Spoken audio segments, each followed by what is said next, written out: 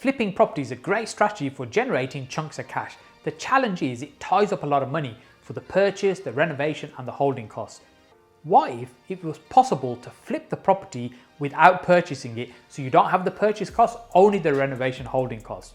Whoa, is that even possible? In this video, I'm going to break down exactly how it works.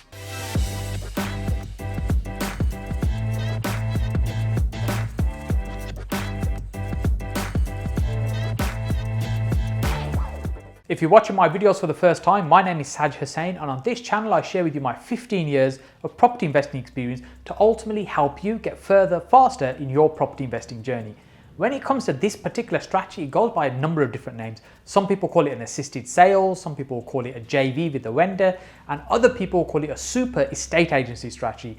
You'll see why in just a moment. With this particular strategy, you're essentially assisting the seller to be able to sell their property that they might be struggling with. It's the kind of thing the estate agent will normally have taken care of. However, you'll be doing way more work than the estate agent does, but you'll be earning way more money than the estate agent does as well.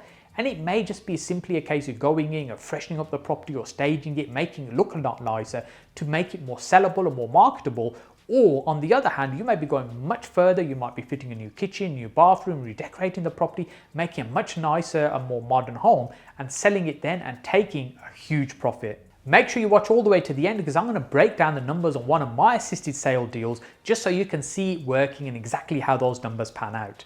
When it comes to this type of strategy, you might be thinking, why would you want to do it? Well, the main reason you would want to do this particular strategy is because you're not having to put all the money in, but you're benefiting from the flip. So there's no mortgage to take out, there's no deposit to put in. Effectively, you're benefiting from somebody else's ownership of that property already. It's about leverage, so you're putting in less money and you're leveraging their asset to be able to come out with a much bigger return. So if you just think about for a moment when you're purchasing a property to be able to flip, you've got the mortgage, you've got maybe a deposit or bridging money and a deposit, then you've got renovation costs, you've got holding costs, and then you're going to be selling it and walking away with a potential profit on that particular deal. But if you took away the cost to acquire the property and you only had holding costs and renovation costs, and sometimes just renovation costs, now your return on investment can be much, much higher. And that's why it's so appealing for you as an investor to want to use this strategy.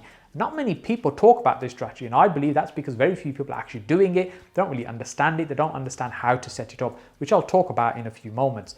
But let's talk about why the seller might want to do this. Why is it that the seller might want to allow you to do this with their property? We've all seen properties that have been on the market for a while and just not selling, and it might be there's a problem with the property, but sometimes it could be that the seller just wants too much money and it's overpriced. Other times it could be just badly marketed and it's just not being presented in the right way, so there's nobody really interested in it. And what happens when a property goes onto the market, the first few weeks is when there's all the activity, the interest in that particular property, people that have been waiting to see properties that come up for sale in that area, they've got the alert set up on Rightmove and Zoopla. That's when all the excitement is. But when a property's been up for sale for a number of weeks, let's say 6, 7, 8 weeks, 3 months, 4 months, and when we start getting to those kind of time frames, people start thinking there's maybe something not right with the property, there's an issue with the property, something wrong with it, or especially if a property's been up for sale, it's sold, that sale's fallen out of bed and it's come back up for sale again. Now, sometimes these things can be quite innocent. There's no real reason behind it that in terms of an issue or a problem, but it can be perceived that it's a problem or a property. So that could be one of the reasons that a seller is struggling with the property. And essentially what we're looking for is motivation. Now, I've talked about motivated sellers before. If you haven't already seen that video, then we'll link that video up here for you. You can watch that after this particular video. But when we talk about motivated seller, what we're looking for is somebody that's keen to be able to get a deal done. So they might be getting a bit fed up that the property's been on the market for a while. It might be that they're asking for a price that nobody's really willing to pay because it's not really worth the while. It needs some work doing. The property needs to be improved. But by the time you purchase it, you improve it, there isn't really much left in it and it's not really viable. Now, these are the perfect sort of scenarios and situations that work well for an assisted sale. Over the last 15 years of working with motivated sellers, what I find is a common thread is ultimately what they're looking for is speed and certainty. What that means is that they want to be able to move on from this property and they want somebody to commit to it with a definite date that it's definitely going to happen. They want that speed. Yes, it's going to happen. They're going to get on with it and it's going to get done now as opposed to in 6 months' time or a year's time. And they want the certainty it's going to happen. And in exchange for that, what we're looking for as an investor is we're either looking for flexibility in the price or the flexibility in the terms, in terms of how we structure that deal. Now, if it's flexibility in the price, it maybe be a drop in the price. So for example, if it's a £100,000 property, you're purchasing for £80,000 and you're going to do it within 4 weeks, and you're giving them the commitment that you're going to do that, that's giving them the speed and the certainty, and you've got yourself a B&B deal or a below market value property.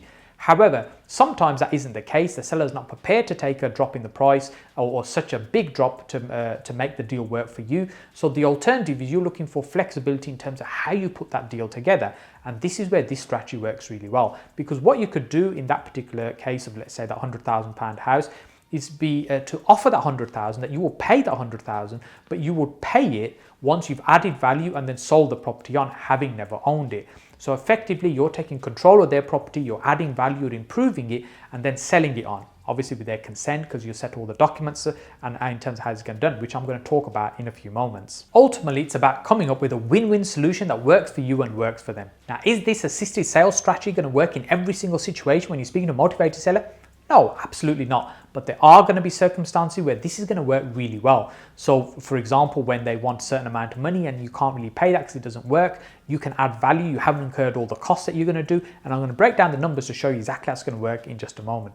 But just before we do that, if you're enjoying this content, then make sure you do me a favor by smashing that like button and also subscribe to the channel as well. This way, what happens is the YouTube algorithm will share this with more people like you, and ultimately will help me get this message out to more people, because I invest a lot of time every week to create these videos for you, and I'd really like to reach and help as many people as I possibly can. How does this structure actually work?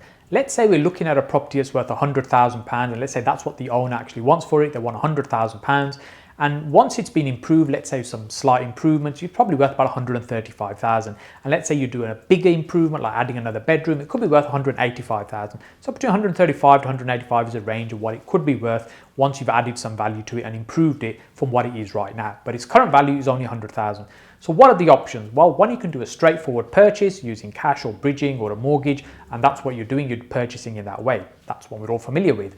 The other way would be using this particular strategy and by actually adding value to the property, and then once you've sold the property, then you're paying the £100,000 back to the owner. So let's say you purchase or you agree to purchase for £100,000. Let's say you'll spend £15,000 on a light renovation of the property, making it nicer than it already is, and another £5,000 of costs such as legals, estate agents, etc., etc. So you got about £20,000 of spend. So you've got £120,000 in total that you owe on the property, i.e. £20,000 that you've spent and £100,000 that's owed to the owner of the property once the property is sold. Let's say you sell for £135,000 after it goes onto the market.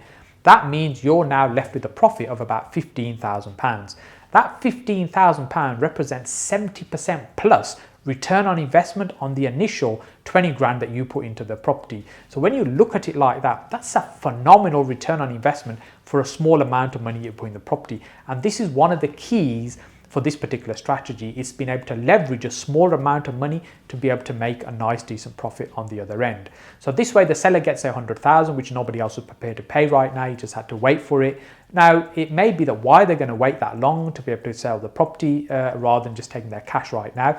This works if they don't need the money right now. And also it works better when you're, for example, picking up the cost. So you're dealing with the servicing of costs. So what costs am I talking about? So you've got during the holding process, you've been mortgage payments, you've got council tax, electricity bills, gas, water, etc. You're covering all those costs, so it's not actually costing any money for the owner. That's one way to do it. Now, sometimes you can split those costs, but here I just want to keep it really simple. So we talked about one way to purchase it straightforward. A second way is to do it as an assisted sale in this way. The third way you can structure this deal is by partnering with the owner and bringing them in for a slice of the action. So let's say they want £100,000, but actually they want that right now. If they're going to have to wait for it, they want a little bit more. So what you can do, you can structure the deal in a way that you give them a slice off the back end. So let's talk about how those numbers work. Using the same £100,000 property for a profit share, it may be that you structure the deal in a way that you're going to be spending a lot more money on the property to make it much nicer, much more better, desirable property. And that could be, for example, putting an extension on, it could be creating another bedroom by reconfiguring the space, whatever it might be. Let's say you're spending about £30,000 and again, you've got about £5,000 of cost. So now you're up to £135,000, the 100 for the owner, 35,000 of spend and costs. And let's say you sell for 185,000. Now, if you sell at 185,000, you're left with about £50,000 there. So let's say you give 15,000 of that to your seller. Your seller now gets 115,000 as opposed to the 100,000 they were struggling to get beforehand. So you can see why this can work for the seller, because now they're making way more money. In this example, like 15% more than they would have before. Now these figures I'm just giving as an example. It could be whatever works for you. And in a short while, I'm going to give you a breakdown exactly of one of the ones I've done, so you can see how I've structured these numbers. But in this example now, you've got 115,000 going to the owner. You're left with £35,000 profit. So a sale price of 185 with 115 going to the seller and 35,000 being your cost, and left with 35,000 as your profit. That gives you 100% return on investment. Again, phenomenal returns, and this is really why people like doing this strategy, and this is why I enjoy doing this strategy, because you're not putting very much money in, but you gain a huge return, and you're turning something into a deal where on the face of it, most people have kind of looked at it and think it doesn't really work. You're finding another angle to be able to turn it into a deal. Now you can go a step further, and this is something I've done in the past as well, where what I do, I'll get the owner, particularly if they're not necessarily cash strapped, put some money into the deal as well. So rather than me putting in the 35 odd £1,000 to be able to do the work, I'm getting them to put some of the money in, or all the money in, to do the renovation. Or it may be that they're just going to cover some of the costs. For example, let's say there's a mortgage on the property, and I say to them, well, you carry on paying the mortgage and the council tax right now whilst we're getting the work done until we get it sold, because they're going to be making a bigger cut at the back end. So all these things are negotiable, but you can just start working out and start seeing how creative you can get with these kind of deals, and why there's such an exciting way to do these type of deals. Remember, these type of deals will only really work if your seller is motivated, they're motivated to sell, and you can come up with a solution like this that works for them and works for you as well. When it comes to the legals, in terms of how you structure a deal like this, there's two key ways that I like to do these type of deals. The first one is that of an option contract. An option contract essentially gives you the right, but not the obligation, to purchase a property. Effectively what it's doing is giving you control over that particular property. You're getting legal control on it, you get access to it, you can do works on the property. Now you have to have the right kind of paperwork. You can't just have any option agreement you just download it off the internet. It needs to be specific for this type of strategy, tailored to allow you to do the things you need to do to make this work. Remember, you're going to be selling the property at the end. You want to control the money. You don't want all the money to go to the seller and then the seller is going to pay you afterwards, because the chances are the seller might disappear on you and you don't get paid. So it's important that you control the deal with the right paperwork to do this properly. Now, with this particular type of contract, you get control on it. So if you're going to be taking a slice at the end and they sell the property, they clear the mortgage, pay the owner whatever's owed to them, hey presto, that works. If you're bringing them into a profit share, my preference is to do this as a joint venture. So that you're partnering with them, and effectively you're coming as an expert that's going to add value to the property, then be able to sell it, to be able to then again take a profit from it. Again, it doesn't really matter which way you do this. The key thing is done legally, it's done correct, in a way that's going to be watertight, that will protect you. Now, when I work with my mentees, I work with them in much more detail, in being able to how to do this in a step-by-step basis, because as you can imagine, there's just so many little things to it. Here, what I'm trying to do is give you an overview of the strategy, how it works, just to get an understanding and really open your mind up to different ways to be able to do deals. What are some of the risks with doing a strategy like this? There's always some risks to look at, but really it's about risk mitigation. Now, one of the things that I've seen many people make a mistake on when they're doing this particular deal is they use the wrong legal structure when they're putting this together. For example, I've seen people do an exchange with a delayed completion. The thing with an exchange of contracts is how it's different to an option agreement is you're committing to that transaction, and you're committing at a set price. Because you're committing to the seller at a certain price, you want to effectively be able to resell the property on at a higher price. You're making it difficult for you to then be able to change that price, and legally to be able to make that work smoothly for your buyer as well just causes enormous amounts of problems, which is why that's not the right way to do it. So setting up the right legal structure is absolutely key. Another challenge is that you're not going to be stumbling across these deals all the time. So somebody focuses on, right, I'm just going to do these type of deals. Well, I would say, look, these are the kind of things you need to understand. So when you're speaking to somebody potentially about buying their property, you can think about which is the right type of strategy for you to use to be able to put a deal together. And this might be one of many you might be considering, rather than going in with the mindset that I'm only going to do this type of deal. Now, I'm not saying you can't do these, but you'll be probably much more successful if you understand a range of different strategies and find the right one and the best strategy for their particular circumstances. Another perceived risk is, what if the seller changes their mind after they've signed up with the paperwork with you? Well, the paper was legally binding. They've gone into a legal contract with you, and it is exceptionally difficult for them to try and back out of that. I'm not saying it's not possible. It is exceptionally difficult, and they can cause problems and make it difficult for you, which is why you need to maintain a good relationship with your seller so it works for everybody. That's another reason to be able to give them a slice at the back end of the transaction, i.e. a little profit, even if it's a little gesture that you give them, because it keeps them invested in that particular deal to make it work for you and for them as well, rather than them realizing how much money you're going to make, and now they're starting to get seller's remorse, and they think that actually that's not really what they were looking to do, and it doesn't work so well for them, so they're trying to wriggle out of it. So you want to keep them on board, but remember, it's legally binding. The other thing I try and do to de-risk this type of situation is to do this with properties that are already empty, such as, for example, landlord's properties, which might have been rental properties, or it could be in second homes, as opposed to one where the people are living in it themselves. Because there used to be a TV program back in the late 90s called The House Doctor, where this lady used to come in and used to tidy up the property and make it much more nicer and sellable, because they were really a bit cluttered and they weren't really selling. So she'd come in and declutter them and just stage it and make it look more nicer and make it more appealing to sell. To some extent, this is what you're doing, but it's much easier to do this if the seller's not there. And if you've created a really nice house that you're now going to be selling on, you really don't want the seller to say, hey, this is lovely, great job, thank you very much, Saj. I've now decided I don't want to sell, I'm going to stay living here. It can cause you problems, so which is why it works so much better when the property is actually empty. Another risk that sometimes people think about is, what if you can't actually sell the property? You do it up, you do all this work and you put it for sale and it doesn't actually sell. So you can't pay the seller their money that you committed to them, because now you've done all this extra work and there's nobody interested in buying the property. Well, I know some people talk about, hey, well, you could just hand it back to the owner because they've got a better property. My view is, look, if I've committed to somebody, I'm going to make sure that I see that through. And the way I deal with that is, and I have to do this once on a particular transaction, is where, because we've added significant amount of value, if we can't sell that property, what we'll do, we'll actually purchase it ourselves.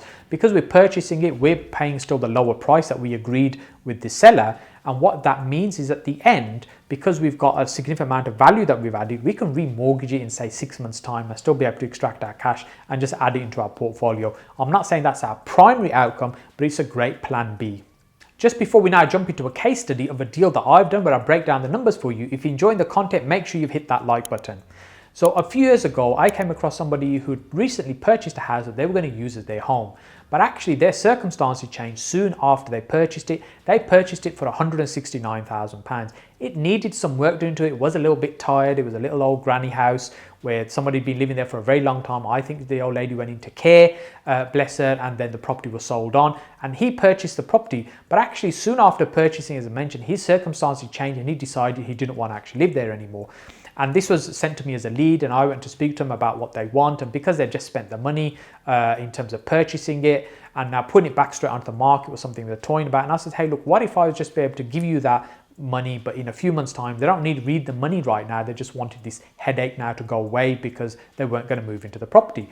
So I agreed with them. I said, look, I'll give you that $169,000. I need a bit of patience from you in terms of getting that done. And I'm going to improve the property, make it nicer, sell it, make it work hence for you, and make it work for me as well. So we'll put some pictures up in terms of the property. I agreed I'd pay them the £169,000 that they'd paid for the property, which was made up of a mortgage of £127,000, and the remaining was their equity of £42,000, which is really the money that they'd put into the property that they were going to get back. This is a 3-bedroom semi that really needed modernising and improving. The layout needed changing.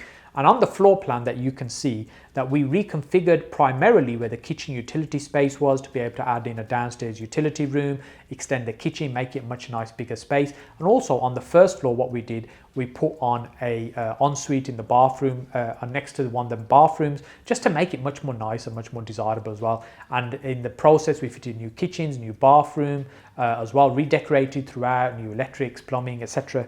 And we spent on that property about £33,000. I also had about £9,000 of holding costs, which included paying the mortgage each month of the £500 a month, plus the council tax and electricity, gas bills, etc., as well as the legals and the estate agent fees and things that we had to pay.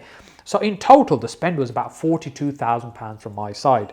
As you can see, the property looked quite nice by the time we finished. Nothing amazing, but just nice enough for it to be appealed in a marketplace to be able to sell. So we sold the property 7 months later for £239,950, so just shy of £240,000. Once the property was sold, the funds came to the solicitor. The solicitor then sent the £169,000 to the owner of the property. The owner's solicitor then paid off the mortgage of 127,000 and gave him the 42,000 pound. The rest of the funds came back to me, which was the initial investment that we'd put into the property, i.e. the 42,000 pound, and we were left with a profit of 29,000 pounds, which represents a return on investment of 69%, which is a phenomenal return for the small amount of money that we put into that particular deal. So from the seller's point of view, they were absolutely delighted. It meant that they got what they wanted out of it, i.e. their money back out of it. They didn't have any headache or hassle with the property. We went in, we took control of the property, we renovated, improved it, we understood the market. It was local to where we were. We knew what we could create and make it a nicer, desirable home.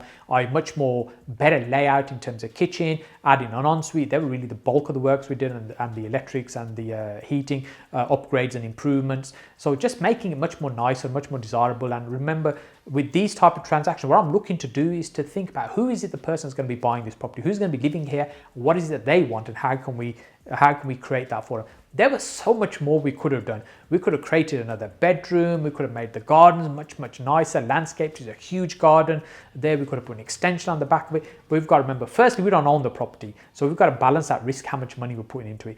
Secondly, the other thing we want to do, we want to turn this thing around quickly. We want to make a profit and move on. We're not investing hundreds of thousands of pounds. We're investing a small amount of money. We want to make a profit and be able to move on quickly. And that's the key thing when looking at these transactions. This video will give you an overview of the power of this particular strategy. And I think it's a very underused strategy. If you'd like to learn more about it and how to use this strategy and implement it and get the best from it, I do have a mentoring program where I can help you ultimately get further, faster in your property investing journey. And if you'd like for me to handhold you through the process, then make sure you reach out and send us a message, and we can talk about if the program's right for you and take it from there. If you like this strategy, you'll be pleased to know there's a number of variations of this strategy, such as lease options, tenant buyers, exchange with delayed completions. There's a number of creative strategies that you can also use. I've got a video lined up over here for you. It's another one of these creative strategies that you're going to enjoy watching. But before you do that, make sure, if you haven't already, click on my face down here to subscribe to the channel. And I look forward to seeing you on this next video up here.